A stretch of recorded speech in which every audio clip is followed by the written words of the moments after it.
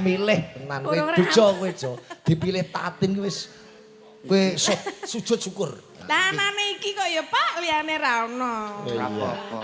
Awake dhewe iki nek umpama sida tenan ya hitungane pasaran lan dina ya cocok. Cocok aku? Awakmu rebu pon, rebu 7 pon 7 14. Terus jenengan? Aku jarak pol setupaing.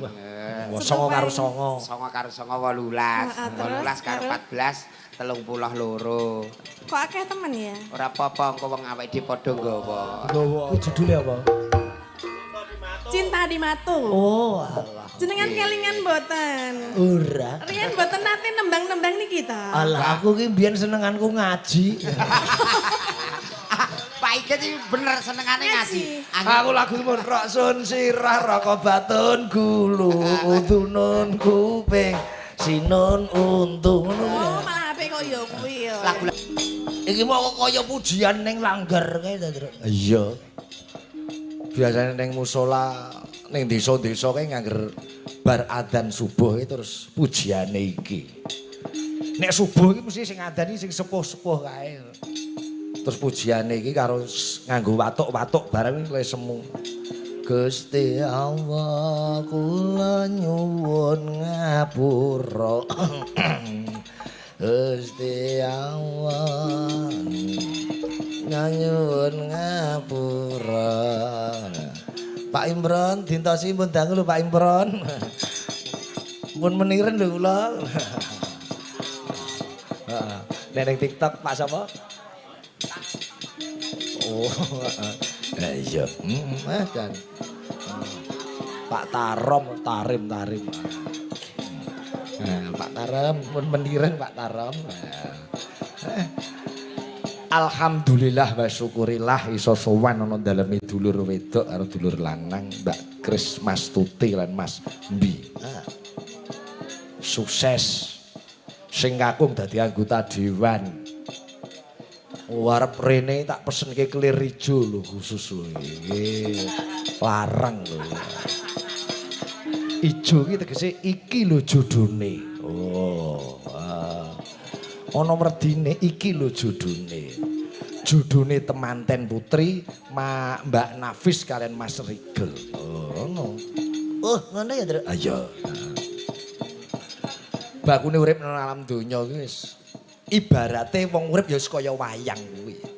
Ana sing ngatur, ana sutradalange. Manut dawuh Mbah Maimun, donga iki ora usah akeh-akeh, cukup 4 perkara. Mbah Maimun Zubair paring dawuh, 1 nyuwun nikmate urip, 2 nyuwun rezeki sing berkah, 3 nyuwun keluarga sing tentrem, 4 nyuwun bejo donya lan bejo akhirat. Pilih donyane akeh. Nek keluargane ora tentrem, ora slamet donya, ora slamet akhirat ya percuma. Ngono ya, wis dirangkum karo Mbah Mun wis cukup iki kae cung ngono. Iya. Nyuwun nikmate urip, rezeki sing berkah, keluarga sing tentrem, bejo donya, bejo akhirat. Bejo aku. Aku dadi dalang siji dalang kita sing tau disuwuk bathukku karo Mbah Mun iki. Nek undang aku ya cung ngono, nggih Mbah. Wah, ya. Alhamdulillah sowan ana pangkalan. Pangkalan iki pendak taun ya wayangan. Mas Agus Sigit Pramono biasane mayang. Awake dhewe sowan rene ngraketke kekadangan, ngraketke silaturahmi. Nyatane Mas Mbi, Mas Imron ya wah wis sukses sakabehane. Putra-putrane ya sudah sukses. Mas Ulil ya isih kuliah ning Ngayogja. Tak griseni ora ndang lulus-lulus lho. Iya. Malah disambi gawe coffee shop barang ya. Wah iya. Sok sekali-kali kanca-kanca cakrar dijak mampir ning coffee shop. Pertelon Celangapan kayak belok kiri arah Pamutan terus kanan jalan nggon ruko-ruko kae. Wah, nggone enak ngono. Masih bersama Mas Jolang dan Mbak Tatin. Kene sik, Jo, kene Jo. Ora usah di-spoti aja. Wah, Mboten Pak Igit kok sepot-sepotan. iki iketan cara Minangkabau. Loh, iki mirip-mirip modifikasi Banyuwangen. Oh, modifikasi Banyuwangen. Tak kira nek Banyudono. Banyudono nika anu Pak topi saking Pandan. Oh, nggih. Sembah nuwun kanca-kanca Cakraningrat Fans Club akeh. Perwakilan si ono Pak Eko, Pak Kasmani, Pak Utomo, Pak Wanto. Sesami wungon Pak Igit. Nggih. CFC Jogja nggih hadir. Sugeng dalu. Mbak Lili, wah matur nuwun, Mbak. Tebih saking Ngayogja. Weh, lah kuwi nek sing gawake mimike Mbak Tatin nek ora bali sapa? Nggih padha nggawa. Ah iya. Kowe iki dadi bintang tamu mbok ana sing ngetutke kowe arep munggah panggung ana sing gake sapu tangan karo air mineral diklothok mereke. Nggih Pak Igit. Alah menambah-nambahi pengeluaran. Alung anggere ana kanca-kanca CFC ngene. Mas tulung toya Mas. Ngono nggih wis srek ngono kaya. Oh iya. Nggih, Doa yang manjur itu doa sepertiga malam, Jo. Ji. Iki mes sepertiga malam doake apa, donga apa karo pengantene terus karo Mas Bi sekeluarga. Nah, Guys, mugi barokah Gusti Allah tumemplek blek dalu punika ora luka malah kebak seger waras lahir batin. amin.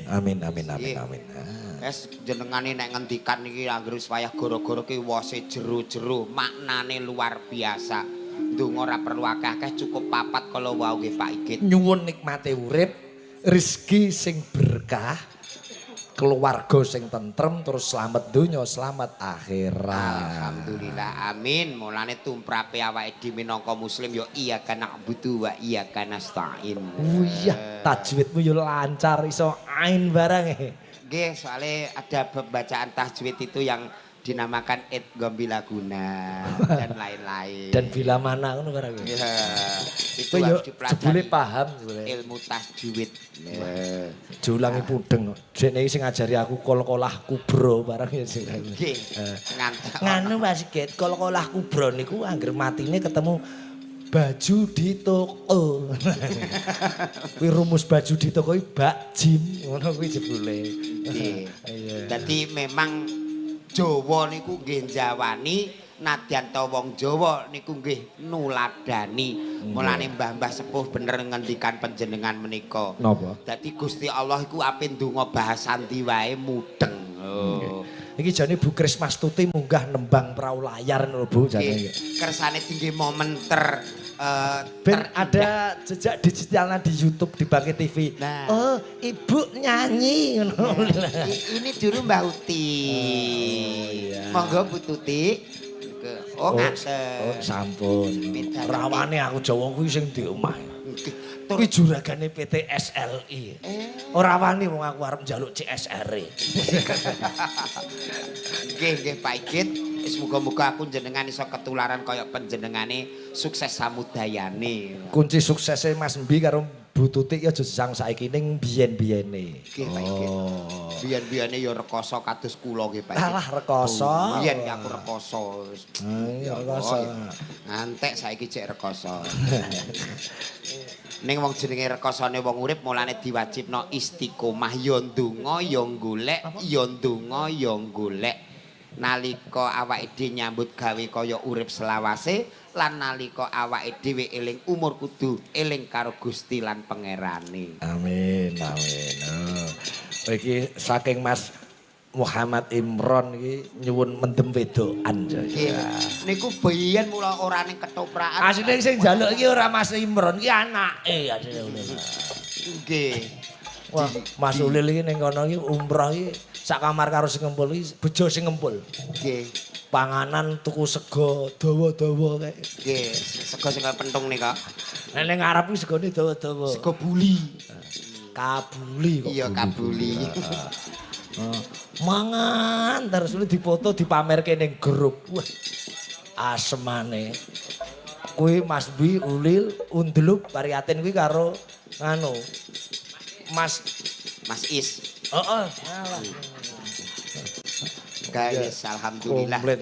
Nggih, coba-coba Mbak Tatin rene Mbak Tatin. Kene Dik Tatin kene Dik Tatin wis piyai kok wis rambuak belas ngene. Buak napane? Suarane sae, paragane nggih elok wis mbuh pokoke. Cara daharan ono 4 sehat 5 sempurna. Oh, masyaallah. Oh iya, ding biyen dekne sak kamar kalau sapa ndrup biyen kae mung telu tok ya ndrup ya. Nek kula sak kamar karo Mbak Tatin riyen. Ning endi? Ya ning omahe dhewe to. Oh iya.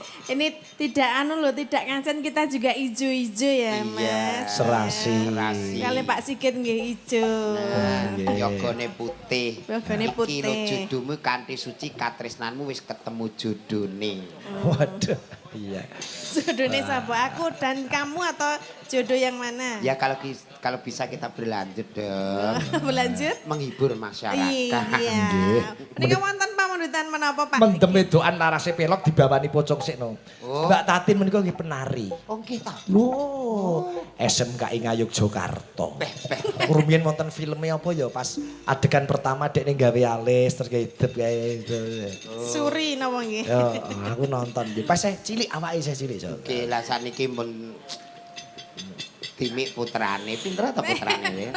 Piye? Putrane pinten? Nembe setunggal Oh, nggih. Jenengan pinten mau 3? Alah kula niku 5. 5? 5. Kok mempeng temen? 5 utuh dereng enten sing dipangan garangan. Kok dimangan garangan. Menika iki nek sapa jenenge niku mendem wedokan kan Nggih. bawa niku Mendem kok mendem.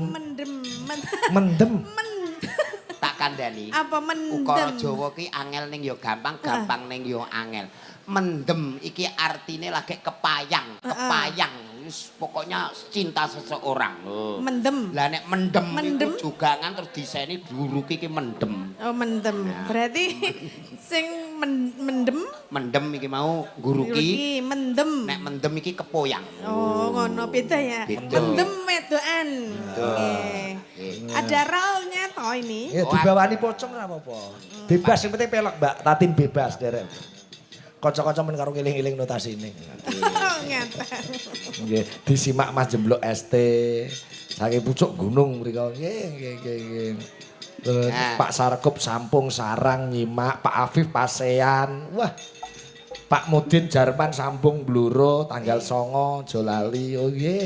Nggih, Pak Igit. Saking Tasik Agung, ampun lali Pak Igit tanggal 2 Pabean Tasik Agung Sedekah Laut. Nggih. Gang sedina Jo. Nggih. Ya disyukuri Jo. Lho harus menungso ki wis usaha ning Gusti Allah sing penentu utama. Menika bawa ki nanti mawon nggih. Oh ngaten, manut diri. Manut. Ape ngaturke apa wong elok kabeh nek dirimu ki. Duh. Rina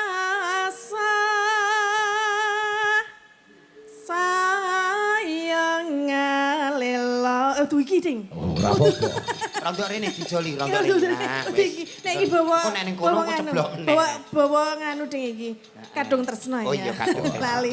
Dijoli neh. Lali. Suara pentas iki kok lali ya, Mas? Ora lali ning jenenge grayangan ngeten iki. Gerayangan. Ah, iya. Tak tunggu seliramu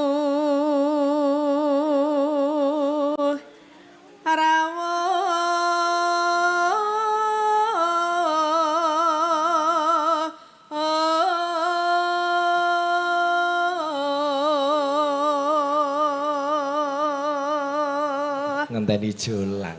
Nggih. Sayange Mas Mbi iki ora tanggane dhewe ya, Jo. Lah nggih. Ora ada pilih awake dhewe. Iya. Awak jenenge seduluran iki ya tetep seduluran. Ora mesti nek dapil nggonmu iki nek dapil sulang iki tak jaluke alat bantuan hadroh untuk campur sari jolang ngono, Jo. Nggih, ora apa-apa wong kancane sing teng mriko enten mungkin kula ora diparingi kancane. Jagake Mas Mariono lalinan to. Nggih. Nganti ape entek. Terus jamban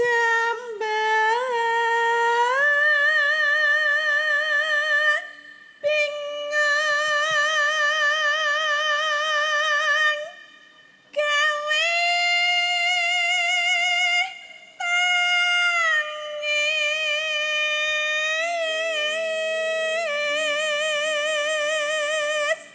Wah Mbak Tati ini ngudo rasa Apa? ning aku Nah ya Ketor. ini buat spesial buat kamu. Nika saestu mboten. Saestu. Kendang seneng dhuwitku tok. Kita suwe-suwe aku seneng tenan lho iki ya. Iya, aku dhewe. Upama dadi bojomu ya seneng kok Jo aku melu bunga. Alhamdulillah, kula dhewe nggo eman Pak Ikit ning ana pantangane. Lah apa? Ini ora digo mulih kok eman, digo mulih kok marahi ra karo-karuan. Gak boleh kok marahi perkara. Oke. Jane biyen kok ora petuk biyen. Lah iya ya. Kok ya rakyat biyen lek kepethuk ngono ya. Yes, jenenge kabeh iki wis kersaning Gusti. Gusti. Tak kira bojone Jolang iki biyen ayu. Lah ayo mboten. Alah, tiwas omahku kok Tawangsari aku pindah sambungan cedak ngono jebule bojone Jolang malah ngowah. Pak Ikit iku piyayine kepo, saking kepone nganti awor aku. Ngono ku sing beritane ra ngerti iki darani aku sing awor Pak Sigit, padahal manggone kono dhisik aku. Hati-hati Jo tanah PJKA meh diuripke neh. Nggih ra apa-apa, kancane akeh Pak Ikit. Kuwi pagermu sing mau bangun Mojopet apik sok ben diratakne PJKA. Ora apa-apa, bangun neh. Iya, Dik. Kene kok mon pager ngarep kok diratakne PJKA dileh nguri. Oh. Dadi nguri omah pageran, ngarep omah entang. Ning saestu Mbak Tatin dereng pirsa dalem Mas Jolang nggih. Dereng menika. Sak lore pom bensin kali Ombo arah Sulang Rembang nika. Nggih. Wah, daleme cagake pirang-pirang Mbak Tatin mau mampu. Joglo? kok. Lho, joglo sinuman kuwi nanti Oh, luar komplit. biasa. Cagake tak hitung ndek mau maneh nggo endah ana 52 cagak. Kok oke banget to, Mas? Anu Mbak, cagake pring. Lho, tak kira cagak kuwi lho, Mas, cagak soko-soko dinggo. Ya ora wong ku pekarane kanginan ngewa tak jagaki, kanginan nengen tak jagaki. Ndek tak tinggal salat iti malah empere sujud ngene. Kowe kakean cagak ora imbang kiwa karo tengen. Nek kiwa selawe sing tengen ya selawe. Lali kok Malah kae. surung kok guri. Kok takon ngekeki Semaran malah dikeki Petruan. Terus Mbak Tati. Nggih. Tangis kang Dosa. kebak. Ngongso. Tetunggo. Iya, iya. Tetunggo.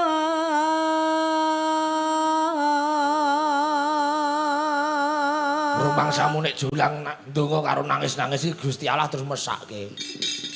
Lah pripun to Pak? Gusti Allah ing guyu. Kowe iki tak kei urip, ora bersyukur kok malah njaluk ae. Jalukanmu akeh men. Kula nggih gumun kok ra mandi-mandi untuk kundunga. Man sliramu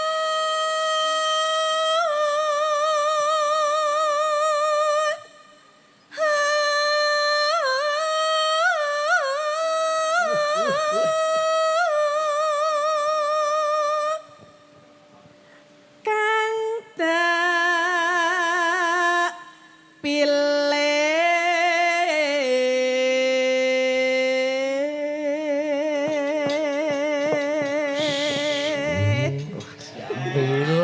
Milih tenan kowe Ora-ora. bejo kowe Jo.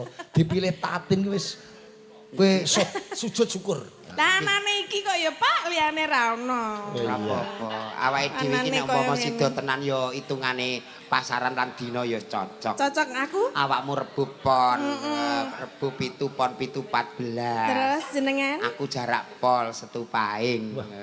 Songo karo songo. Songo karo songo 18. Terus, 18 karo 14 32. Kok akeh temen ya? Ora apa-apa engko wong awake dhewe padha nggawa. Nggawa apa? Awakmu nggawa mangkok aku terus nggon nguri nuntun ngene. Ngemis. Kemis. Jenenge wong urip iki rumah tangga saling melengkapi. Wong Jadi wedok- siji kurang ya dilengkapi, Nah. sijine kurang dilengkapi. Sesungguhnya manusia itu diciptakan paling sempurna, tapi untuk tingkah laku belum ada yang sempurna. Yang Iya. sempurna hanya milik Allah. Allah, benar. Jadi adanya aku dan kamu adalah saling melengkapi. Dan kita nanti saling Apa? Apa? ya ben dadi anak piye to ra. Kamu paling anak-anak ya ora ono ndase. Maksudnya Anak-anak ya Mbak Tatin karo Jolang ya anak-anak kupluk iku. ya maksudnya Ireng gepeng. maksudnya ki anak asuh wong panjenengane ki ya piyayi seni, wong aku ki ya saiki nun sewu rondok-rondok ngladi MC niku. Nggih. Terus ki Mbak Tatin. Tak bilih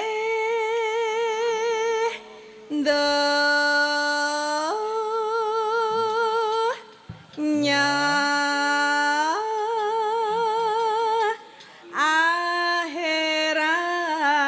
akhirat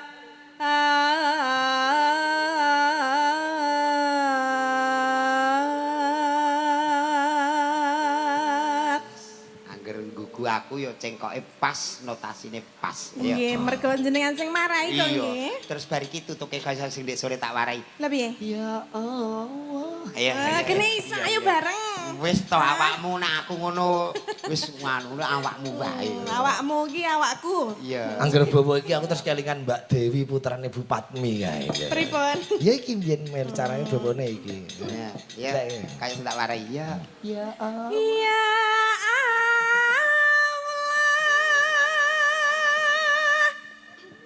Ya Rabbi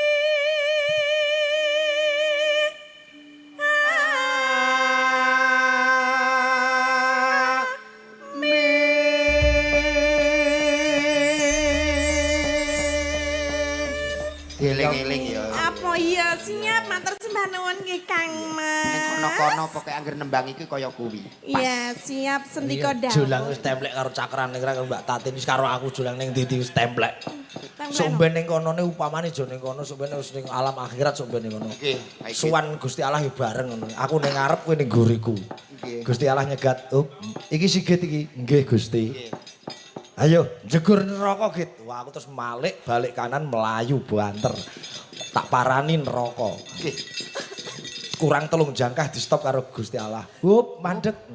Oh sik to, Git. Kowe takon jegur neraka kok kowe kok melayu. Ngapunten Gusti, kula teng donya mboten midu panjenengan. Niki sing terakhir panjenengan dawuh, kula jegur neraka, kula melayu jegur neraka. Wah, lulus tes kowe. Swarga, Git. Wah, matur nuwun Gusti. Pasido. Jolang. Jolang. Kula Gusti. Jegur neraka, melayu kaya sigit. Wah, Jolang melayu Gusti Allah tak jak jagongan. Niki kula sing bagian pundi, pokoknya kula ampun jejer kalih Mbah Mun, mungkin ngerokok sungkan kula malah ngono. Lah lali ngelingke kowe wis bacot jegur. Ora apa-apa aku ning neraka malah genah. Lah Nek apa? udut ora usah golek korek. Kok nek awakmu ning swarga ape udut nyileh geni aku tapuk. Kok sia-sia ya ora. Ya Nika sampun bawanipun. Mendem Nggih, wedokan. Mendem wedokan. mendem wedokan Nggih. saya. Lagune sing piye, Jae? Oh, neno neno neno neno neno neno neno neno neno. Nono nino kok medeni le nono nino. Cilu, ngene. Cilu. Nah. Mengisor sik. Nah. Mbak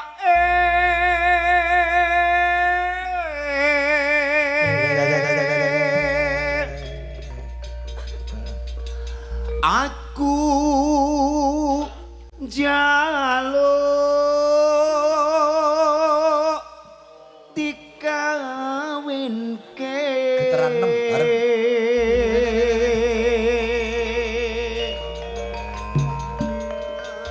Karo sapa?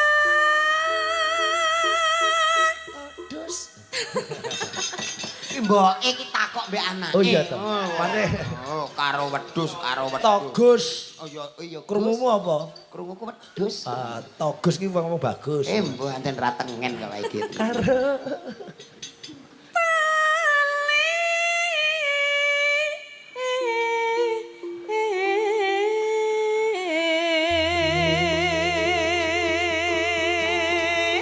Karo sapa tole?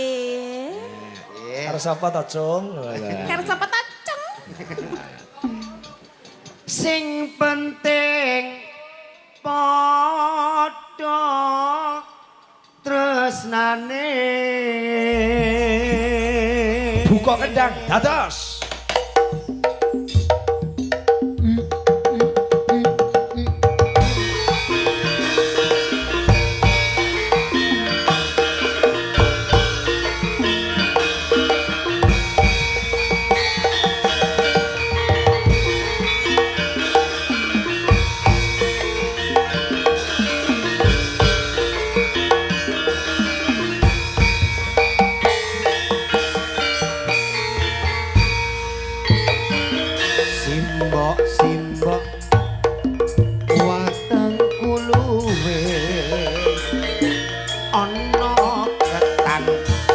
coba tukono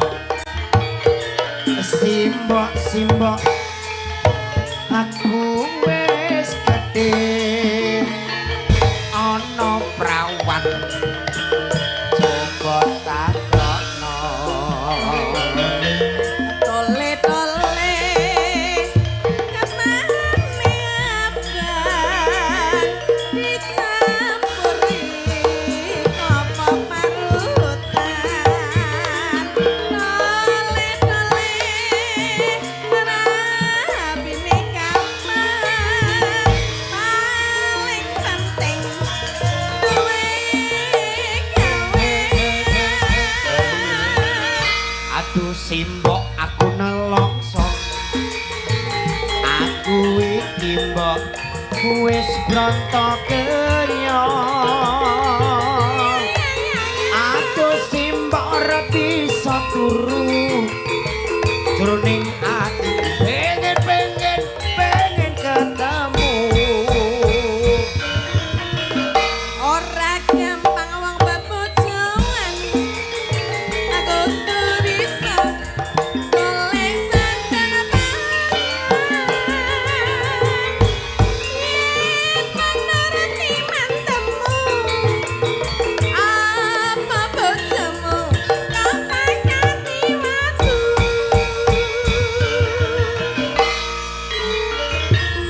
yen mengkono aku tak nyambut gawe golek duit kanggo nikahan iya tole ngane mbake moga-moga enggal kalaksana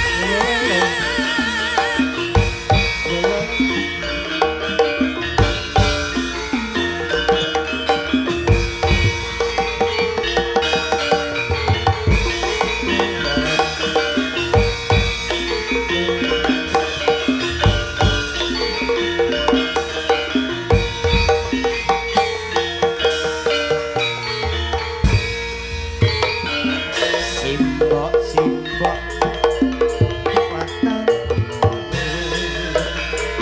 ana ketan coba tukono simbok aduh mbok aku wis gedhe iya ana prawan coba takono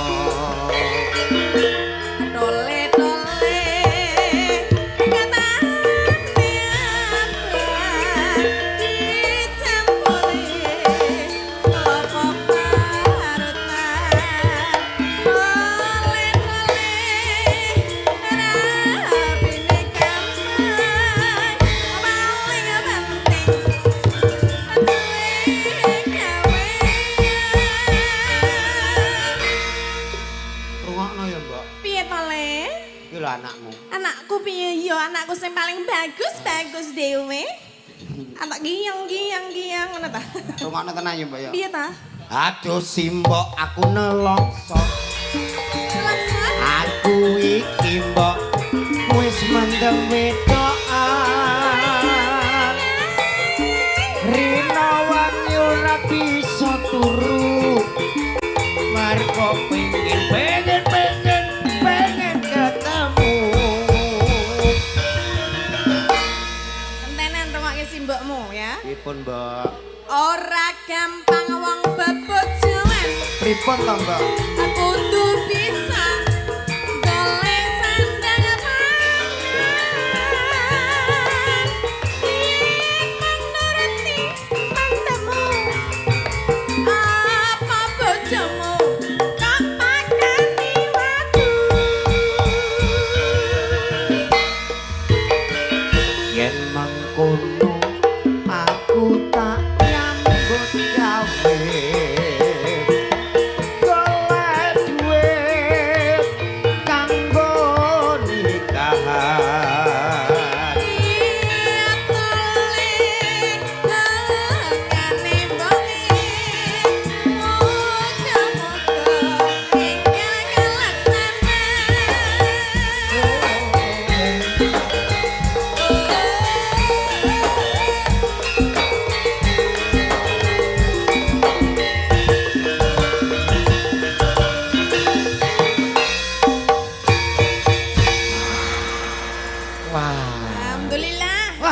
Alhamdulillah hafal. Era tahun 2000 lagu ini melejit nomor 1. Iya. 2000 ya. 2000 tak dikin sama Mbak Wiwit waktu itu. Oh. Iya. Terus ada lagu manten-mantenan. Manten-mantenan itu juga Mantan-mantannya bagus. sing dia banyak ya. Ojo nggudo lantul-lantulan.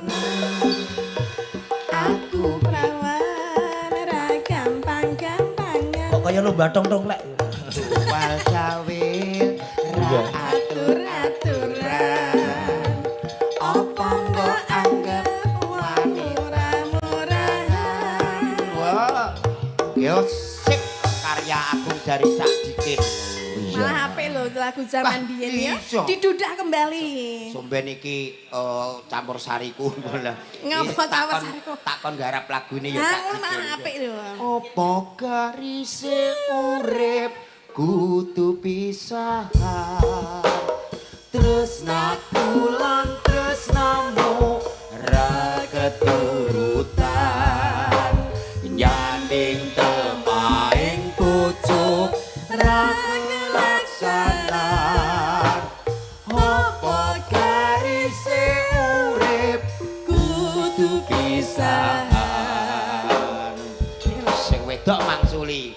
Piye? Aja cekak atimu, aku ngugemi. Wong loro iki tuwek-tuwek kabeh. Sumpah prasetya wingi, tulus lan suci. Bebarengan gondeli sumpah prasetyo muga dadi jodoh ing saklaminyo. Kuwi judulnya apa? Cinta di Matu. Oh, alah. Jenengan kelingan mboten? Ora. Riyen mboten nate nembang-nembang niki ta. Alah aku ki biyen senenganku ngaji. Pak Iget iki bener senengane ngaji. Aku lagu mun rok sun sirah rakabatun gulu udunun kuping sinun untung ngono kuwi. Oh, malah apik kok ya kuwi ya. Lagu-lagune Pak Iget ngono ku barang kadang yo mengitung-itung ning basa Arab. Iya. Wahidun siji isnani loro salah satun telu arbaatun papat komsatun limo. Pak Iget iki sios kuwi. Arab-arab nganti angger pacaran ketemu pacare langsung astagfirullah. Nggih Pak Iget ini lagu-lagu lama karya Agung Cak Dikin. Slendro saka coba Pak. Ya, budalan ya. Kok budalan anu. Sip, Bu. Sing gender iki cedhak omahe Jon. Oke ta. Weh, Sendang Asri dadi Sendang Asri sing gender karo sing nyaron. Nggih Pak Kitoyo. Mbak Tatin iki anggere nembang Gembira Loka iki apik, Jon. Nggih ta. Kanca-kanca cakrene wong tau ngunekke. Ayo gembira loka dipun cobi napa pripun Pak Iget? Oh iya. Oh iya. Wingi dolan nang ndi? Nduk, ngono kae ya, Pak. Jih. Niku ning lanang wedok napa pripun? Anu jenengan kabeh mang kula dereng nate teng gembira loka. Ning pun tau weruh munyuk ta nggih? Nggih. Sampun. Sampun. Munyuk. Munyuk kok ngingetke raiku iki lho ya. Oh iya, wah aku jan guayang tenan angger biyen bledose Mbak Tatin, Solikin, Mas Seno. Yes. Wah. Nek Gembira Loka ngono kae aku ya cilikanku piknik. Hah?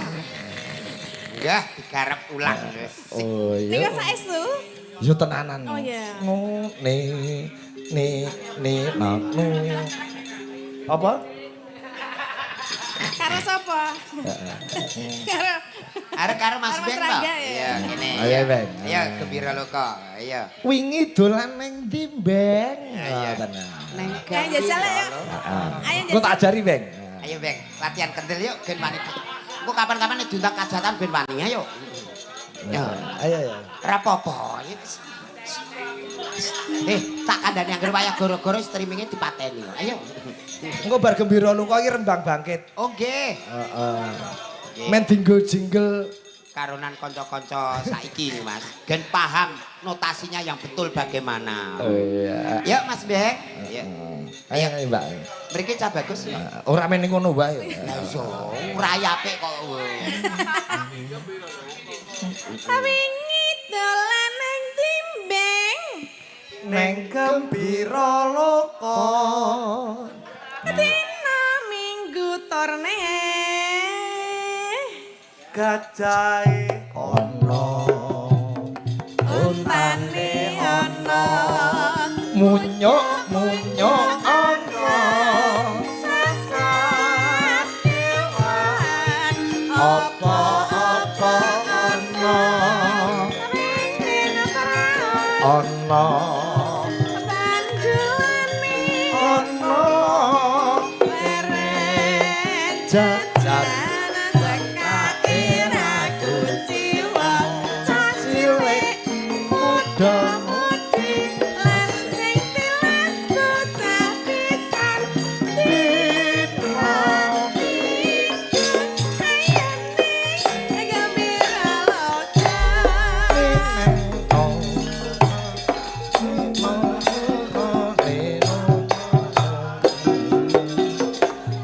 lulu dedung tentang tak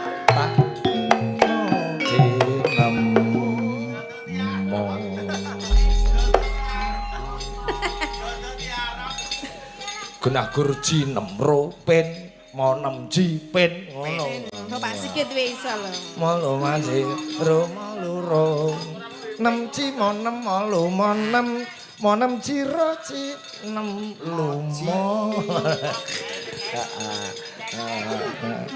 Anu sesuk Mas Dodo ning nggon aku nggih, kontasine iki. Siap. Nggo gula teh ora? kuwi nggo jagani iki meh tanggapan ning Bantul iki Ah. Bincang napa? rahasia Alah aku tak ndelok lho. mboten nggih tetep kalian jenengan ya Oh,